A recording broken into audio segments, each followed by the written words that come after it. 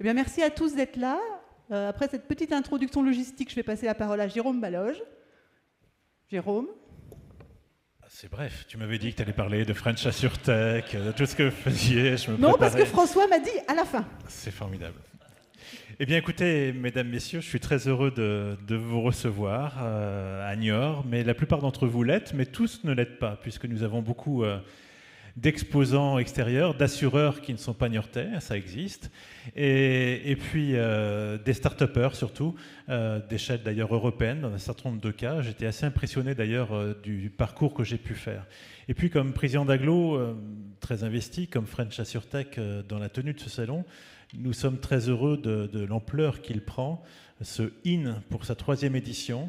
Un événement préexistait auparavant et l'enjeu de faire tourner notre salon du numérique autour du risque et de tout ce que ça comporte semblait une évidence, et la réussite en termes de fréquentation d'intervenants le montre cette année encore. C'est un salon attendu, reconnu, qui est absolument indispensable. L'agglomération s'y investit, mais ce n'est pas une initiative publique, c'est une initiative qui est partagée, comme l'a été French AssureTech dès le départ. Ça a été la volonté de travailler ensemble, ce qui n'est pas étranger à l'ADN de notre territoire, avec les mutuelles qui sont porteuses de l'assurance chez nous. Un événement était un sujet déjà important pour se rassembler, mais un événement était peut-être aussi insuffisant, même s'il dure 2 jours. Et c'est la raison pour laquelle on s'investit au-delà des accélérateurs comme French AssureTech, au-delà de la Technopole qui nous réunit également, Altae, et donc je salue le président et le directeur.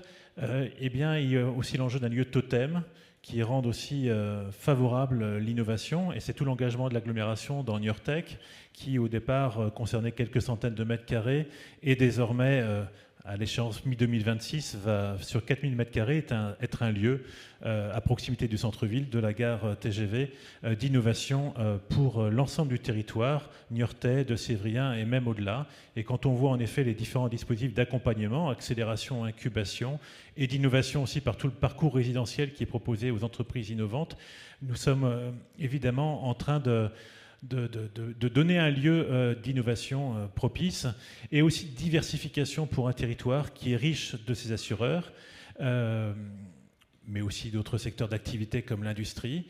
Mais c'est autour de nos atouts qu'il s'agit de diversifier, et tous les thèmes abordés dans ce salon du IN le montrent: cybersécurité, intelligence artificielle, climat, environnement, ce qui sera notamment la thématique de cette table ronde et de son impact sur le monde de l'assurance. On voit l'ensemble des métiers, des sujets qui sont touchés par cet atout fort qui est chez nous l'assurance, et cette capacité par ailleurs de travailler ensemble qui est l'ADN mutualiste et niortais, si je puis le dire. Messieurs, je vois quelques visages qui me font des clins d'œil en même temps. On sera heureux de les accueillir. Ils sont là tous ensemble, même s'ils représentent évidemment des mutuelles différentes, et c'est toute la force du territoire. En tout cas, bienvenue à vous tous. Bravo à tous ceux qui ont participé, qui participent au IN et qui en font un vrai succès. Merci à chacune et à chacun. Encore une fois, bienvenue à Niort. Demain, normalement, il ne pleut plus. Si vous voulez rester, pour ceux qui ne sont pas niortais, en cours d'un jour de plus, le soleil même arrive. Catherine, ça va ? Je crois que vous avez été parfait, monsieur Baloge. Non, là, ça n'existe pas, ça. Pascal. Pascal ? Très bien. Écoutez, au nom de la région Nouvelle-Aquitaine, je vais m'inscrire dans la droite ligne de ce que vient d'évoquer Jérôme Baloge, c'est-à-dire une grande satisfaction. On a fait le tour, une partie du tour. Il y a sûrement encore des frustrations à régler pour demain et après-demain au sein du salon, puisqu'on n'a pas vu tous les stands, mais en tout cas, ce qu'on a vu est très impressionnant.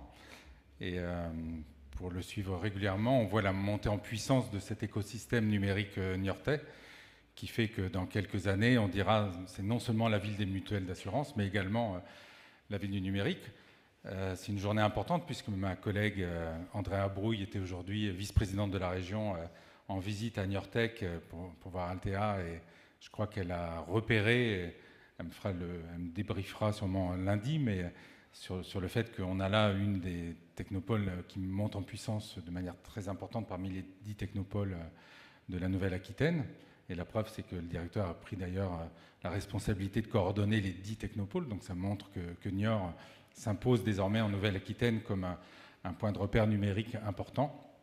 Voilà, et j'attends avec impatience de me projeter dans les années qui viennent avec la table ronde qui va suivre, puisque le monde bouge, il faut l'accompagner. Je crois que les mutuelles d'assurance nous montreront à quel point elles se préoccupent de cet accompagnement. Et les collectivités, l'agglo de Niort bien sûr, la Nouvelle-Aquitaine, restera aux côtés des opérateurs qui se posent ces questions et qui trouvent des solutions surtout. Merci. Alors, je ne vais pas ajouter beaucoup de choses, peut-être parler un tout petit peu du dispositif French AssureTech. Je crois que c'est quelque chose d'assez unique dans l'écosystème de l'innovation. Il faut quand même le saluer comme étant au départ une idée du territoire. Et donc, on a su combiner à la fois la richesse d'un territoire physique avec sa représentation qui, évidemment, est forte dans le domaine assurantiel et de l'assistance. Il n'y a pas que l'assurance, il y a aussi l'assistance. Et puis, évidemment, la communauté d'agglo, le MEDEF qui nous accompagne aussi depuis le début dans ce dispositif. Et je pense qu'on a donné un vrai sens à la notion de coopétition. Au début, quand on a commencé, je pense que Jérôme, tu t'en souviens, on était tous autour de la table, on se regardait un petit peu... Voilà, en se disant qu'est-ce qu'on va faire ensemble, on est quand même concurrents pour partie, comment on peut construire des choses ensemble. Et je pense qu'on est parti à 7. Je ne sais pas combien on sera en arrivant au port dans quelques années, mais en tout cas on s'ouvre à Poitiers, on s'ouvre à Paris avec CNP, on s'ouvre à la Belgique avec PEV, donc on est avec... oui, j'ai un doute, mon actionnaire, c'est l'émotion.